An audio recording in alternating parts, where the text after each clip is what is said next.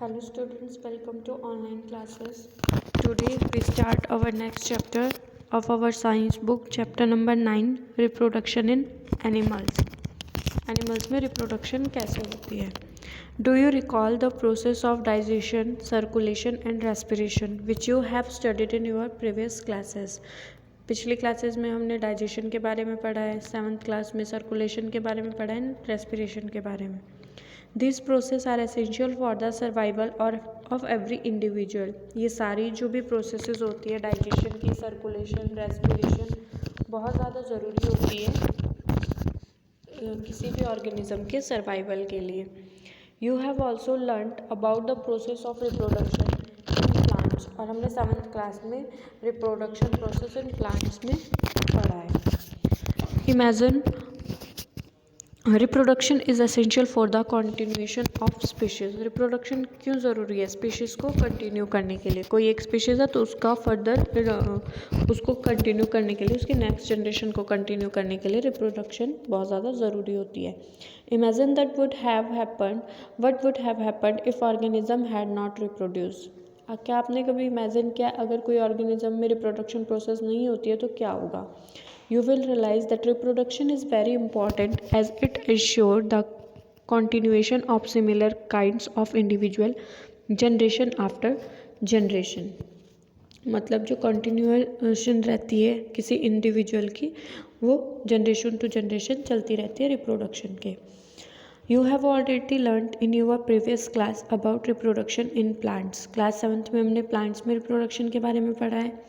In this chapter we shall learn how reproduction takes place in animals. इस chapter में हम देखेंगे कि एनिमल्स में रिप्रोडक्शन कैसे होती है. फर्स्ट आता है हमारा mode of reproduction. Have you seen the young ones of different animals? Try to name some of the young ones by completing table 9.1 shown in example at. देखो टेबल 9.1 में आपको एनिमल्स और उनके यंग वंस के बारे में बताया गया कि उनके यंग वन को हम क्या बोलते हैं. जैसे ह्यूमन बीइंग के यंग वन को हम क्या बोलेंगे? बेबी, जो उनका बच्चा होता है. कैट के बेबी को क्या बोलता है? किटन. डॉग के बेबी को हम पप्पी बोलते हैं. बटरफ्लाई को क्या बोलेंगे? हैन के बेबी को हम चिक बोलते हैं. ठीक है. You must have seen the young ones of various animal being born. Can you tell how chicks and caterpillar are born? देखो जो बटरफ्लाई होती है ना, उसका यंग वन कैटरपिलर होता है. How are kitten and puppies born? Kitten cat का आता है, वो कैसे पैदा होते हैं? Do you think that these young ones look the same before they are born as they do now? क्या सभी यंग वंस जो बच्चा पैदा होता है क्या वो एक जैसे दिखते हैं जैसे, या और बड़े होने से पहले वो एक जैसे दिखते हैं, या फिर अब कैसे दिखते हैं? Just as in plants there are 2 modes by which animals reproduce. This are sexual reproduction and asexual reproduction. Plants में हमने रिप्रोडक्शन के बारे में पढ़ लिया है, तो उसमें भी हमने 2 मोड्स पढ़े थे रिप्रोडक्शन के, sexual reproduction and asexual reproduction. As it is human animals में भी सेम प्रोसेस होती है रिप्रोडक्शन के, सेम मोड होते हैं सेक्सुअल एंड एसेक्सुअल. ठीक है. तो रिप्रोडक्शन कितने टाइप की होती है? 2 टाइप की, सेक्सुअल एंड एसेक्सुअल. फर्स्ट आता है हमारा sexual reproduction. Try to recall reproduction in plants which you studied in class 7th. You will remember that plants that reproduce sexually have male and female reproductive parts. 7th class में आपने पढ़ रखा है कि जो सेक्सुअली रिप्रोड्यूस होते हैं plants में, उनके पास डिफरेंट पार्ट होते हैं, mail and female reproductive parts. Can you name these parts? In animal also male and female have different reproductive parts or organ. वैसे ही एनिमल्स में भी डिफरेंट रिप्रोडक्टिव पार्ट्स होते हैं, mail and female. Like plants, the reproductive parts in animal also reproduce gametes that fuse to form a zygote. जैसे plant में reproduction के बाद क्या होता था? गैमेट्स फ्यूज़ होते हैं और वो जाइगोट बनाते हैं. It is the zygote which develop into a new individual. और यही जाइगोट आगे जाके एक नया इंडिविजुअल बनाता है, नया ऑर्गेनिज्म बनाता है. This type of reproduction binging from the fusion of male and female gamete is called sexual reproduction. Sexual reproduction क्या होती है? जब गैमेट फ्यूज होंगे मेल एंड फीमेल में. ठीक है. The fusion of male and female gamete is known as sexual reproduction. Let us find the reproductive parts. अब हम रिप्रोडक्टिव पार्ट के बारे में पढ़ेंगे in the human and study the process of reproduction in them. ठीक है, different type के reproductive parts के बारे में पढ़ेंगे और उनके फंक्शन, वो कैसे रिप्रोड्यूस करते हैं। Male reproductive organ. The male reproductive organ includes a pair of testis, 2 sperm duct and penis. Male reproductive organ में क्या होता है? Sperm duct, penis and testis. Look at the figure number 9.1, that is male reproductive organ. The testes produce the male gamete called sperm. ये जो testes आपको दिखाया गया है ये क्या करते हैं? मेल रिप्रोडक्टिव ऑर्गन यानी कि स्पर्म्स को रिलीज करते हैं, प्रोड्यूस करते हैं। Millions of sperms are produce by the testis. मिलियनों स्पर्म्स, बहुत सारे स्पर्म्स टेस्टिस से प्रोड्यूस होते हैं। Through sperm are very small in size. Look at figure 9.5, this is the structure of a sperm. Through sperm are very small in size. Each has a head, middle piece and a tail. Thus it appear to be a single cell. Indeed, sperm is a single cell which all the usual cell component. ये जो human sperm का structure दिखाया गया है इसमें क्या होता है? एक हेड होता है, मिडल पीस होता है, टेल होता है। टेल से क्या करता है? फ्लोट करता है बॉडी के अंदर। ये जो ह्यूमन स्पर्म होता है ये सिंगल सेल से मिलके बनता है। नेक्स्ट आता है हमारा female reproductive organ. Male reproductive organ समझ आ गया क्या क्या होता है इसमें? स्पर्म डक्ट होते हैं, पेनिस होते हैं एंड टेस्टिस होता है। टेस्टिस क्या रिलीज करते हैं? स्पर्म्स को रिलीज करते हैं। What are sperm? Sperm are the male gametes. Next, female reproductive organ. The female reproductive organ are a pair of ovary, oviduct, that is also called fallopian tube and the uterus. Female reproductive part में क्या होता है? Oviduct होता है, ठीक है, ovaries होती है एंड यूटरस प्रेजेंट होता है। ओविडक्ट को हम फैलोपियन ट्यूब भी बोलते हैं। The ovary produce female gamete called ओवा यानी कि एग। ओवरी क्या रिलीज करेगी? फीमेल गैमेट ओवा। तो ये याद रखना, मेल गैमेट स्पर्म होता है एंड फीमेल गैमेट ओवा।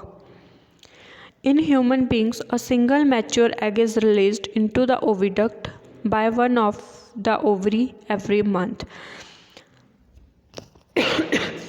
ह्यूमन बींग में हर महीने ओविडक्ट से एक मैच्योर एग रिलीज होता है, ठीक है। Uterus is the part where develop of the baby takes place. और यूट्रस क्या होता है? जहाँ पे बेबी डेवलप होता है मदर की बॉडी में। Like the sperm and egg is also a single cell. जैसे स्पर्म आपका सिंगल सेल होता है वैसे ओवरी भी सिंगल सेल सिंगल सेल की होती है। ओवम का स्ट्रक्चर कैसा होता है? बिल्कुल ये राउंड राउंड न्यूक्लियस प्रेजेंट होता है इसमें। Next topic, fertilisation.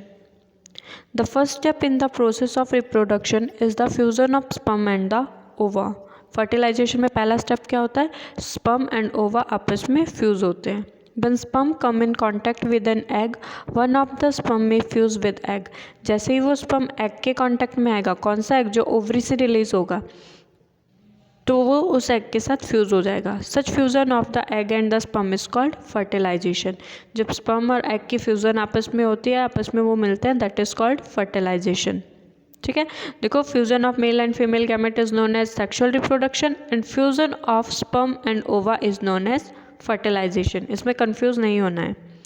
During fertilization the nuclei of the sperm and the egg fuse to form a single nucleus. जब न्यूक्लियस और स्पर्म आपस में फ्यूज होंगे तो वो एक सिंगल न्यूक्लियस बनाएंगे। This result the formation of a fertilized egg और जाइगोट, जो कि क्या बनाएगा? फिर जब न्यूक्लियस और सिंगल सेल आपस में फ्यूज होंगे, स्पर्म एंड एग जब आपस में फ्यूज होंगे तो एक नया सिंगल न्यूक्लियस बनाएंगे, जो कि आगे जाके फर्टिलाइज्ड एग यानी कि जाइगोट बनाएगा। देखो, फर्टिलाइजेशन में ओवम और स्पर्म की फ्यूजन हो रही है, स्पर्म ऐसे एंटर करते हैं ओवम में। You know that the zygote is beginning of a new individual. और उसी जाइगोट से क्या होता है? नया इंडिविजुअल बनता है। The process of fertilization in the mating of egg cell from the mother and the sperm of the father. Fertilization की प्रोसेस कैसे होती है? जब फादर के स्पर्म सेल और मदर के एग सेल आपस में मिलते हैं, so the new individual inheriting some characters from the mother and some of the father. इसीलिए जो भी नया इंडिविजुअल नया बेबी पैदा होता है उसमें आधे कैरेक्टर फादर के आते हैं और आधे कैरेक्टर मदर के। Look at your brother or sister. See if you can recognize some characters in them similar to those of your mother or your father. जब भी आप अपने भाई बहन को देखते हो तो आप देखोगे कि हम भाई बहनों में क्या होते हैं, कुछ कैरेक्टर्स फादर के होते हैं और कुछ कैरेक्टर हमारी मदर से आते हैं। Fertilization which takes place inside the female body is called internal fertilization. Fertilization भी टू टाइप की होती है, internal fertilization and external fertilization. Fertilization which takes place inside the female body is called internal fertilization. ऐसी fertilization जो female body के अंदर होगी that is called internal fertilization. Internal fertilization occurs in many animals including human, cow, dog and hens. ये जो internal fertilization होती है किस में होती है? एनिमल्स में, जैसे ह्यूमन बींग में, काउ में, dog, hen etcetera. Have you heard of test tube babies? क्या आपने टेस्ट ट्यूब बेबी के बारे में सुना है? क्या होते हैं? बूजो and Paheli's teacher once told them in the class that in some women oviduct are blocked. कुछ एक वुमेन्स ऐसी होती है जिनके ओविडक्ट यानी कि फेलोपियन ट्यूब ब्लॉक होती है। These women are unable to bear baby because sperm cannot reach the egg from fertilization. ऐसी लेडीज़ को क्या होता है, ऐसी वुमेन्स को बेबी पैदा नहीं होता है क्योंकि उनका ओविडक्ट ब्लॉक होने की वजह से स्पर्म एग तक नहीं पहुंच पाते हैं। In such case, doctor collect freshly released egg and sperm and keep them together for a few hours. ऐसे केसेस में क्या होता है, डॉक्टर क्या करते हैं, स्पर्म और एग को कलेक्ट करते हैं और उनको साथ में रखते हैं कुछ एक घंटों के लिए फॉर IVF और इन विट्रो फर्टिलाइजेशन। इसका मतलब क्या होता है IVF का? Fertilization inside the body, fertilization outside the body. In case fertilization occurs, the zygote is allowed to develop for about a week and then it is placed in the mother uterus. और एक हफ्ते के बाद जब वो sperm और egg आपस में फ्यूज़ होंगे बाहर लेबोरेटरी कंडीशन में और जाइगोट डेवलप होगा उसमें से, तो उसको एक वीक के बाद मदर की यूट्रस में डाला जाता है। Complete development takes place in the uterus and the baby born like any other baby. उसके बाद क्या होता है, जो बेबी की कंप्लीट डेवलपमेंट होती है वो यूट्रस के अंदर होती है और बेबी जो है नॉर्मल बेबी की तरह वो जो IVF बेबी है वो पैदा होता है। Baby born through this technique are called test tube baby. ऐसे बेबीज़ को क्या बोला जाता है जो इन सब टेक्निक्स से पैदा होते हैं IVF टेक्निक से, that is called test tube babies. This term is actually misleading because baby can not grow in test tube. ये जो टेस्ट ट्यूब बेबी है इसका मतलब ये नहीं है कि बेबी टेस्ट ट्यूब के अंदर पैदा होगा, ठीक है। इसका सिर्फ नाम टेस्ट ट्यूब बेबी है क्योंकि इसको लैब में फर्टिलाइज करवाया जाता है स्पर्म एंड ओवा को।